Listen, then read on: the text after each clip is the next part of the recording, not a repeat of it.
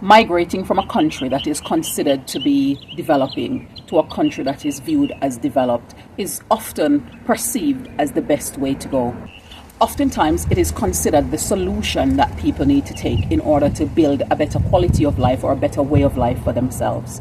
However, this is not often the view of everybody in those countries, and there are hidden costs to these moves, and we're going to discuss some of those here. The Jam Fam family.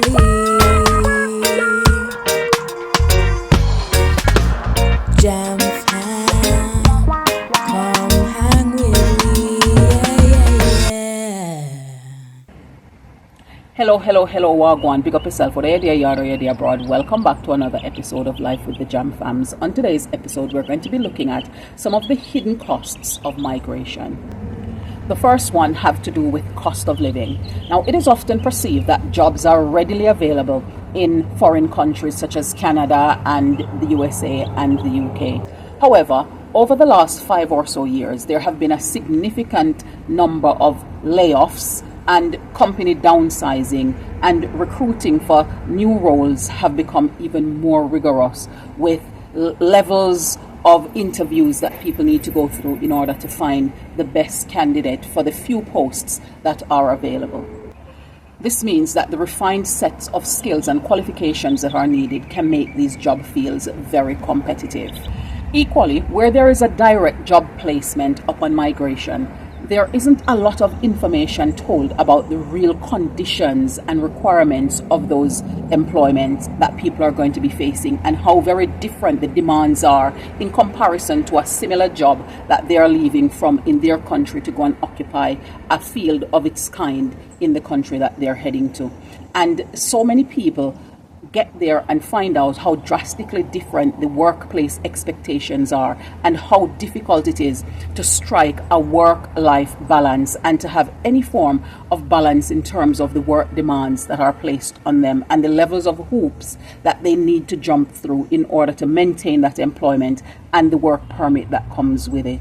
Additionally, there is a hidden fact about the income to expenses ratio that is often not revealed in the way that it needs to be to individuals who are going abroad to pick up these employments, especially the ones who are going to pick up direct employment, because oftentimes they migrate into fields where they're qualified in their country, but they go to these countries and their measure of employment is as unqualified in that field, which means they're already set back in terms of their income earning when compared to someone who is considered to be qualified. And then they have to ratify the new income they're getting with the excessive costs that they have to pay in order for them to be able to have a relatively decent quality of life in the country that they're going, when compared to the costs that those would be to them in the country that they're leaving from. The means then to be able to balance that disparity when they get there can be very strenuous on individuals, and many people have had to come up with very creative ways in which they can manage in that transition and the demands on their finances or finding a job when they get there. Here is a video clip of some gentlemen in the UK, and they're having a conversation about how their income to expense ratio is and the impact that is having on them being able to do certain things in their country that they're living. Take a look. The benefits of being in this country. Yeah. I've already said I don't live here anyway. I can't see it. I don't like it. It's tight. The money in it, it's tight. To live in this country, it is very tight. You think of what you earn and how many hours you work. It's tight. I don't see the benefit of being in this country. Unless you're looking to move to somewhere remotely outside of London, and that's the thing that everyone's saying now, you don't need to be in London. Well, it is a bit funny saying that when I've lived there all my life with my friends and family, they're just telling me to go and move to Gravesend or move to like bloody Margate. Yeah. But it is tight, and I don't see the benefits of being here. Like, you could earn, like, a decent wage nowadays is 50k. I hate going back to this. That's giving you about £3,000 or just over £3,000 a month. You know, what are you doing with £3,000? And I don't want to say this to sound bad, but when I broke down the other day, the cost of living for a single man, your expenses alone, if you live by yourself, is close to 2,728. Okay, look, I'll break it down for you. I did it before. Then people Okay, want one to bed come flat. bigger. So I've got a 2-bed flat in Croydon, which cost me $1,350. The 1-bed equivalent is $1,200. Council tax is $100. Yeah, so that's $1,300. Energy bills nowadays are about £300. So that's now 1,600. Let's say you want to get a little car on lease. Just a little car. That's another maybe 200-300. So you're now on what? 1,900. Travel probably about another 200. You're on 2,100. Food another 200. You're on 2,300. Car insurance might be £100. You're on 2,400. What else have I missed out now? That's looking like pot noodle time. Really. Phone bill. Phone bill? Yeah. Remember, let's say you want to go out. Let's say you want to go out 3 times a month. Just 3 forget times. that. And you're spending £100 each time. Yeah, you can't. Man ain't going nowhere. Yeah, you can't. But and remember, that's $3K a month. Where are It's a you good going job. to spend £100, bro?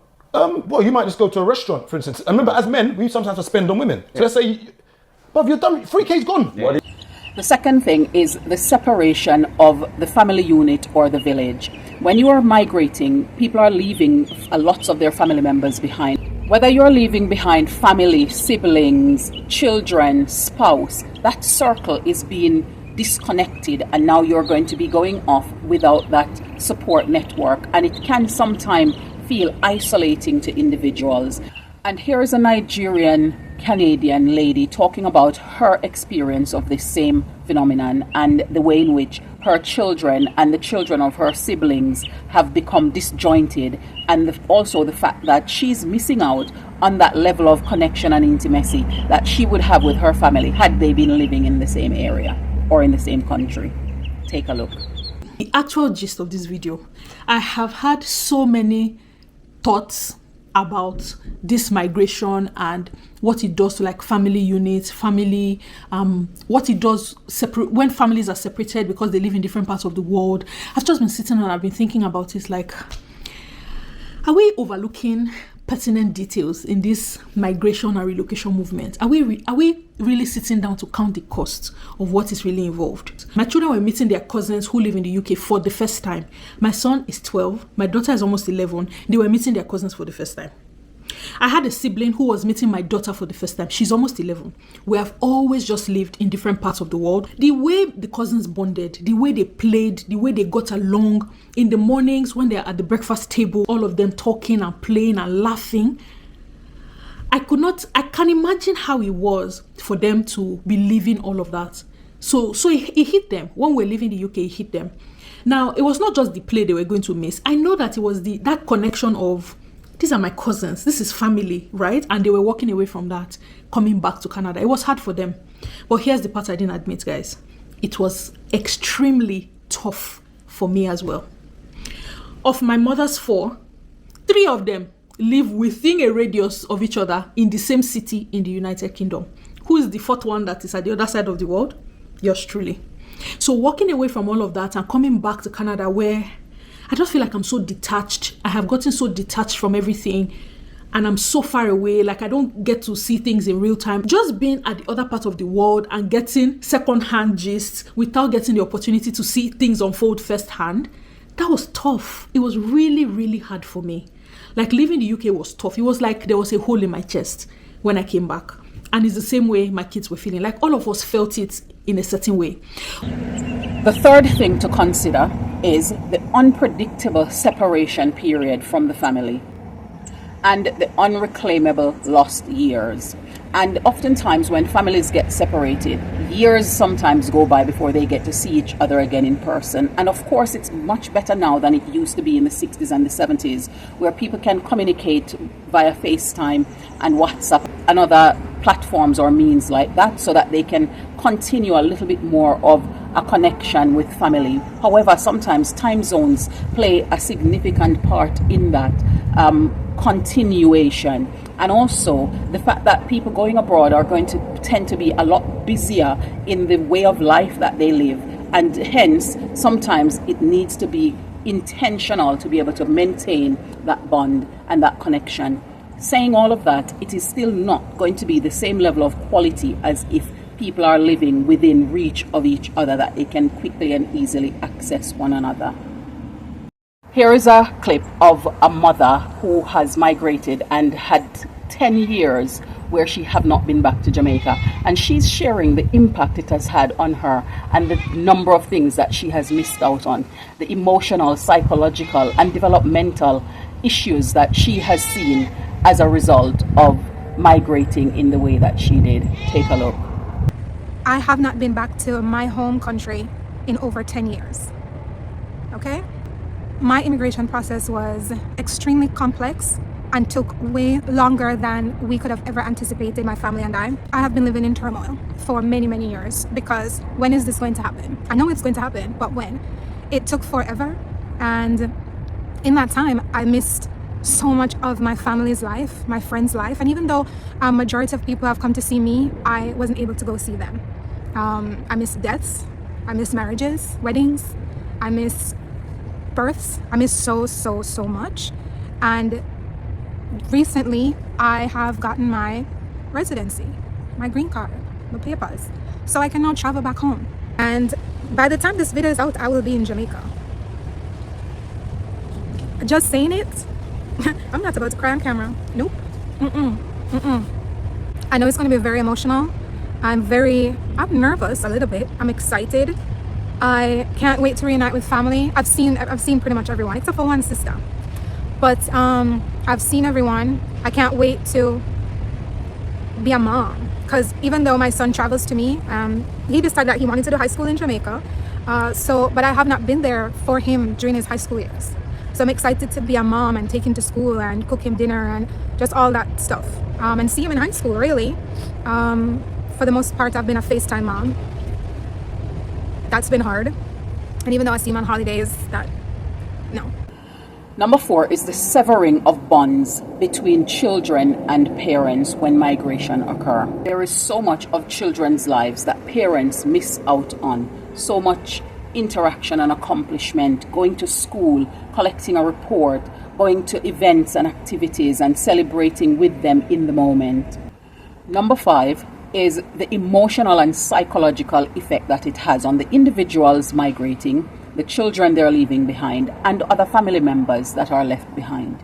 And oftentimes it's a price that hardly gets noticed or does not get the quality attention that it duly deserves. And it can have life-altering impact on children and individuals, often years of things that aren't forgiven and continually cropping up in families in different ways and forms.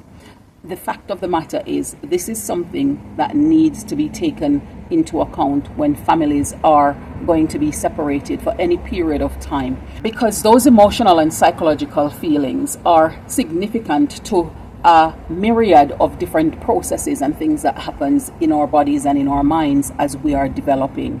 And therefore it needs to be taken into account, because oftentimes people feeling neglected, abandoned and rejected by the fact that these things happen, even though the intentions of the parent or parents leaving is very far from that, because in their minds they are going away to try and make a better life for their children, and they're also missing out and having those same emotional and psychological experiences just in a different format, because they are not having the opportunity to hug their children and tell them bedtime stories and tuck them into bed and different things like those, or being there for significant milestones in their lives that are crucial to their development. So both parties are losing out. Oftentimes, however, the children pays the higher price because they are the ones feeling as though they are being rejected, neglected or abandoned.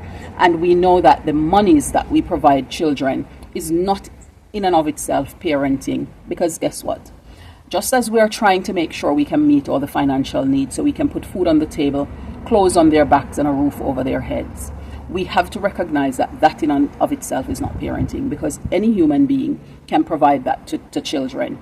The fact of the matter comes down to the quality of interaction, connection and development that children get, that oftentimes they are denied because the parents need to find a way to be able to provide the other basic needs that they have. And here is a video clip of Dale talking about his personal lived experience where these two factors are concerned. Both my parents live abroad since I was 5 years old. I never meet my father till 2016. Never meet my mother till 2019. So from your 5 years old to them time, that is when my parents like wasn't there physically. No, they were there. Them take care of me. Me never miss a meal. Amazing. My school fee them always pay. I was well taken care of. I love that. That I did use that for my advantage. I never mind.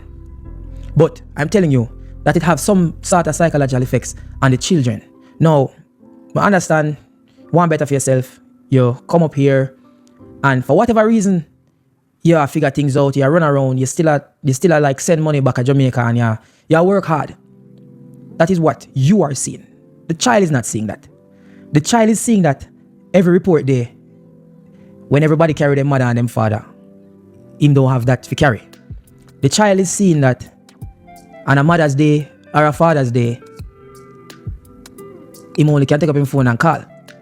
Especially if you leave them at a young age.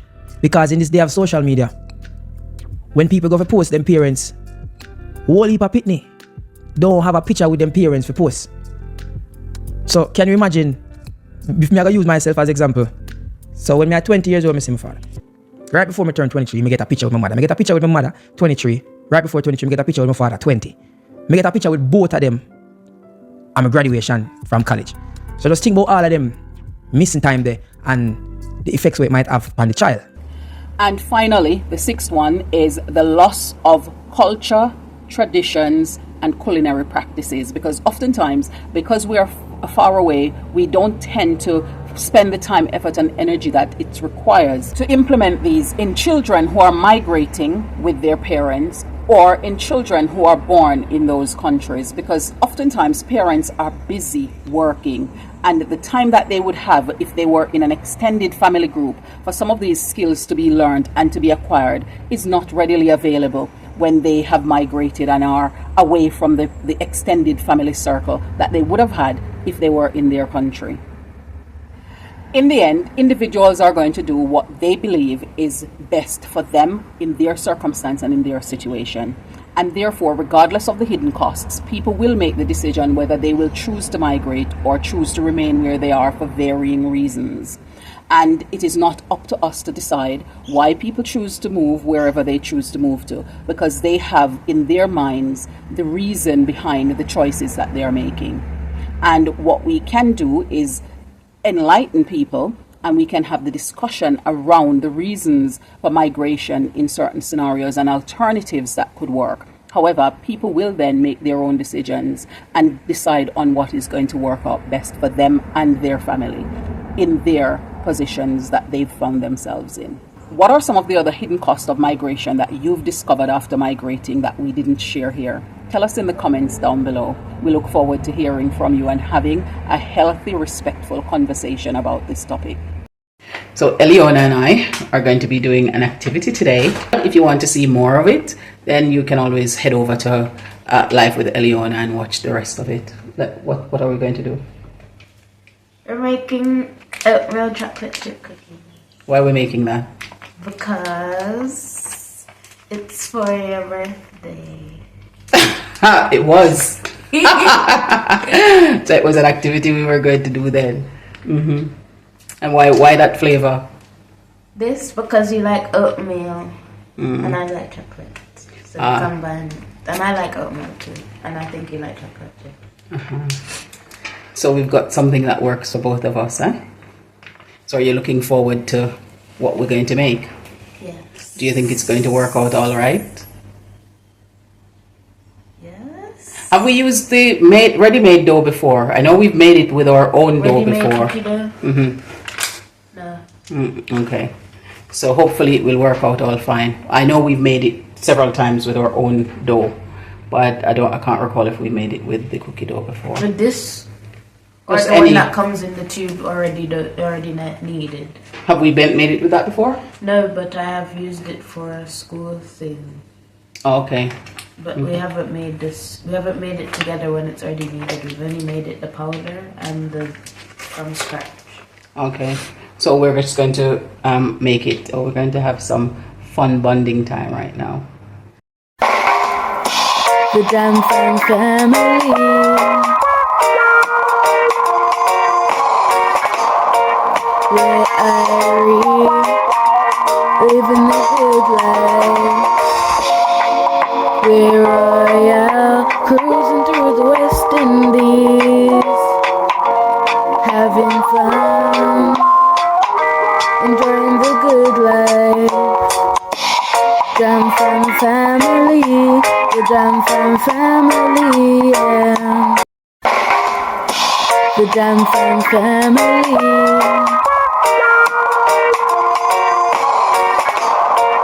We're Irie, living the good life.